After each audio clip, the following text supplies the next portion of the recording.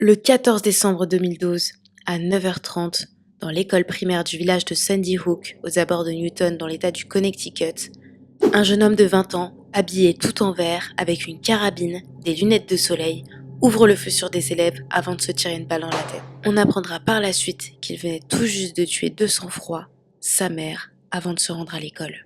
Aujourd'hui, la terrible et effroyable histoire du carnage de Sandy Hook.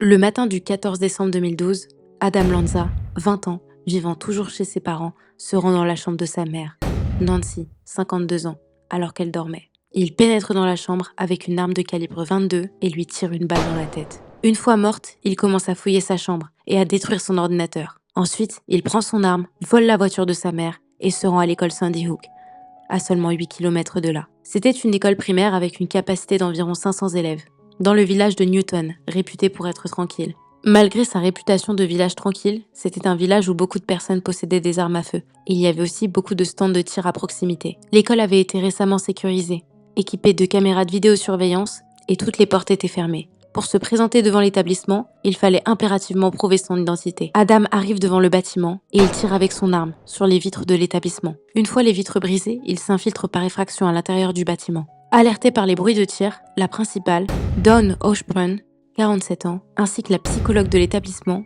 Mary Sherlag, 56 ans, qui était en réunion à ce moment-là, se dirigent vers l'entrée. Une professeure, Nathalie Hammond, rejoint les deux femmes et elle se retrouve nez à nez face au tireur. La principale lui crie « Ne bouge pas !» et par la suite, sans aucune hésitation, il tire sur les trois femmes. Il tua la psychologue et la principale et la professeure se retrouvait grièvement blessée. Heureux hasard, mais à ce moment-là, le système de haut-parleurs de l'école est allumé et il enregistre toute la scène. Toute l'école vient d'entendre en direct ce qui s'est passé. La professeure encore vivante, pleine de sang, arrive malgré tout à marcher jusqu'à la salle de réunion, où elle utilisera ses dernières forces pour fermer la porte. Adam Lanza est dans l'établissement. Il marche et se dirige vers les salles de classe. Les professeurs et les élèves qui avaient compris grâce au haut-parleur ce qui venait d'arriver essayèrent de se cacher comme ils pouvaient, sous les tables, sous les chaises, dans les toilettes. À ce moment-là, commencèrent les appels au 911. Oh my God, I saw a glimpse of somebody. They're running down the hallway. Okay. They're still running. They're still shooting. Sandy Hook School, please. Avec les nouvelles mesures de sécurité, toutes les portes du bâtiment étaient fermées. Personne ne pouvait sortir. Adam entre dans une classe de CP, où il tue tout le monde. 14 personnes, ainsi que les deux professeurs, Lorraine et Rachel, qui étaient présentes à ce moment-là. Par miracle, une petite fille de 10 ans à peine réussira à s'en sortir. Elle s'était fait passer pour morte. C'était la panique, et d'après certains témoins, les professeurs faisaient même leurs adieux aux élèves. Ils leur disaient qu'ils les aimaient, essayaient de les rassurer, même s'ils savaient que c'était la fin. Il y avait beaucoup de pleurs, beaucoup de cris. Les enfants étaient petits et c'était difficile de les contenir et de les faire rester silencieux. Le tireur entre ensuite dans une autre classe de CP, celle de la professeure Victoria Soto. Et elle s'écria immédiatement que tous ses élèves étaient dans l'auditorium. Malgré tout, il ne l'écoute pas et force le passage pour rentrer. Elle tente de sauver un de ses élèves et elle se fera tirer dessus. Elle succombera peu après de ses blessures. Il fait le tour de la classe et tue les élèves un par un, et aussi les adultes. Anne-Marie Murphy, une thérapeute présente dans la classe au moment des faits, sera également tuée en essayant de protéger ses élèves. Parmi eux, un autre élève, Jesse Lewis. Il ordonnera aussi à ses camarades de se sauver, mais il se fera tuer. Il aura quand même permis à 6 autres élèves de s'enfuir et de se cacher dans un abri de l'école, échappant ainsi à la mort. Certains professeurs aussi échapperont à la mort, en restant enfermés dans leur classe, sans aucun bruit et cachés sous des meubles. C'était une véritable chasse à l'homme. Le tueur passe de classe en classe, mais il ne trouve rien, ou alors celles-ci sont fermées. D'autres appels au 911 sont effectués. Et pendant que les survivants sont encore en train de se cacher, la police arrive sur place. Adam Lanza, voyant la police arriver, retourne dans la classe de Madame Soto. Il se met à l'écart, prend son pistolet, le met sur sa tempe et se tire une balle dans la tête. Lorsque la police pénètre sur les lieux, le corps d'Adam est immédiatement retrouvé. D'autres corps de victimes seront emmenés par les urgences. Et tous les rescapés et blessés seront aussitôt emmenés à l'hôpital. La tuerie n'aura même pas duré 5 minutes. Et pourtant, elle portera le lourd bilan de 28 morts, soit 20 élèves, 7 adultes et le tireur. Une fois l'école sécurisée et les blessés et les rescapés sortis ou aux urgences, les policiers vont s'intéresser au tireur. Ils vont chercher à connaître son identité. À ce moment-là, la police n'est pas encore certaine que le tireur avait agi seul. Devant l'établissement, une personne avec un comportement suspect restait sur place. Elle éveilla tout de suite les soupçons des enquêteurs. Mais après l'avoir interrogé, les policiers se sont rendus compte qu'il s'agissait simplement d'un parent terrorisé. Ils se rendent donc dans la classe de Madame Soto et fouillent le cadavre. Adam portait des mitaines, des bouchons d'oreilles, une longue veste noire ainsi qu'un bob. À côté de lui seront retrouvées les armes utilisées. Personne n'est sûr de l'identité du tueur, mais sur le cadavre, des papiers d'identité seront retrouvés. Ils seront tous au nom de Ryan Lanza. Après avoir récupéré le nécessaire, son corps sera envoyé à la morgue. Et cette nouvelle identité trouvée sera immédiatement diffusée sur les grandes chaînes de télévision, ainsi que sur les réseaux sociaux.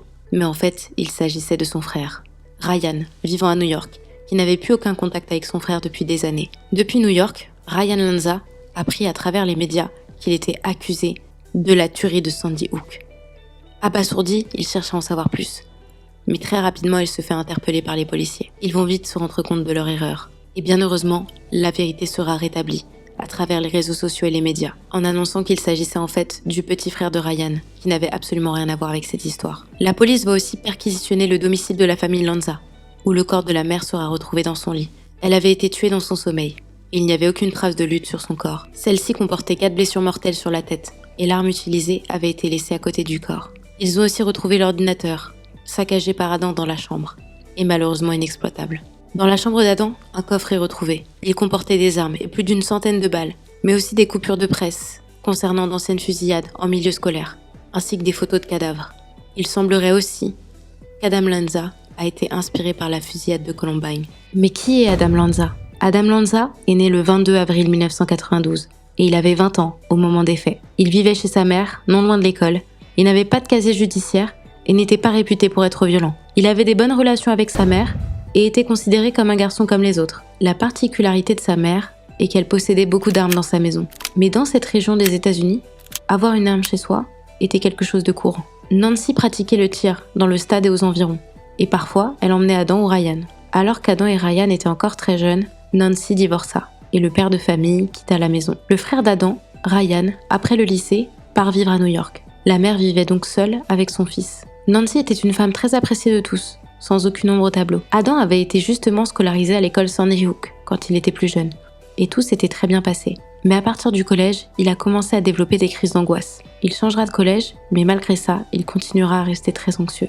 C'était un élève avec de très bonnes notes scolaires, mais en grandissant, il devient de plus en plus distant avec les autres, et développe une hypersensibilité et aussi des TOC. Il sera après diagnostiqué d'Asperger. Il avait beaucoup de mal à créer des liens sociaux, il avait du mal à communiquer, et il pouvait être très compulsif. Dans sa chambre, où personne ne pouvait pénétrer à part lui, il écrivait des histoires de tueurs.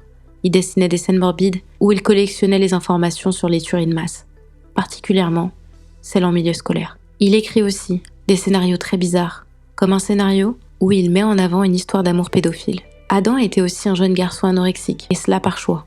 Il blâmait et insultait toutes les personnes en surpoids. Il se privait volontairement de nourriture pour rester très maigre. Au moment des faits, il faisait 51 kg pour 1m83, soit une véritable anorexie. Ensuite, il a aussi écrit des textes où il disait qu'il détestait ses parents, qu'il détestait la société. Il a avoué aussi avoir été victime d'abus sexuels par les médecins. Mais comme il était hypersensible, il avait seulement été examiné et l'avait très mal vécu. Il jouait aussi beaucoup aux jeux vidéo, notamment aux jeux vidéo violents. Et il avait une liste qu'il faisait sur son ordinateur, sur Excel, avec un classement des pires tueurs de tous les US. Et son objectif était d'être le premier sur sa liste. Il vivait avec sa mère, mais il n'était pas particulièrement proche d'elle.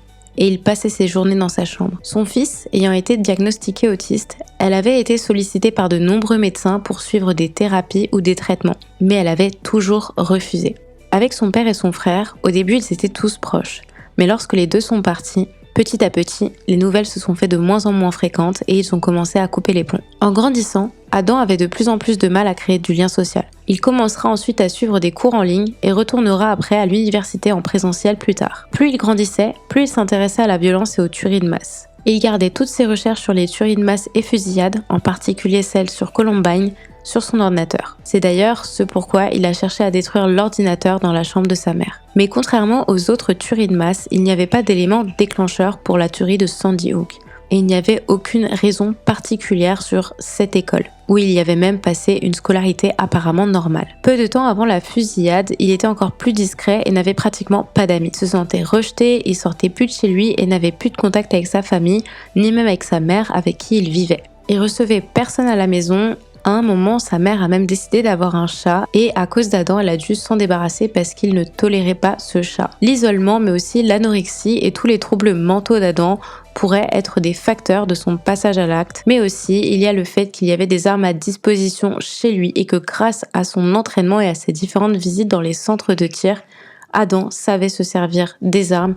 Toutes les conditions étaient réunies pour qu'il puisse facilement passer à l'acte. L'Amérique, après cette affaire. Immédiatement après le drame, l'établissement a été annoncé fermé, et cela pour une durée indéterminée. Les enfants sont donc obligés d'aller étudier dans l'école de la ville d'à côté, à Monroe, mais aussi dans l'université du Connecticut, où des locaux y sont prêtés. Barack Obama, président au moment des faits, a fait un discours où il se dit tristement touché par la tragédie, et qu'il est impératif d'agir pour que cela ne se reproduise plus. De nombreuses condoléances ont été déclarées de la part des différents élus, et le drapeau américain a été mis en berne à la Maison-Blanche, en hommage à la tuerie. Encore une fois, de nombreux pays ont réagi. On peut notamment citer au Canada, avec le Premier ministre, Stephen Harper. Il se dit profondément attristé, et particulièrement en tant que père. Mais aussi en France, avec le président François Hollande, qui envoie une lettre de la part de tous les Français aux États-Unis avec leurs condoléances. Après le massacre, les ventes d'armes atteignent un niveau historique dans le Tennessee. Dans 5 États, la multinationale Walmart connaît une rupture de ses stocks d'armes semi-automatiques,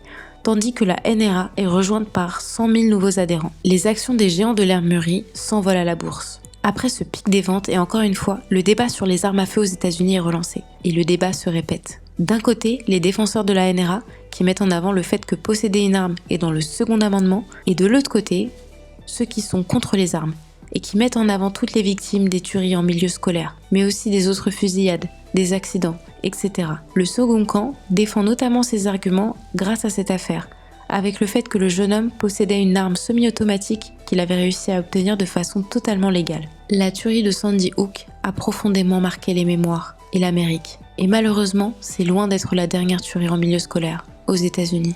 Et voilà, c'est déjà la fin de cette triste histoire. J'espère qu'elle vous aura plu. On se retrouve la semaine prochaine pour une autre sordide histoire.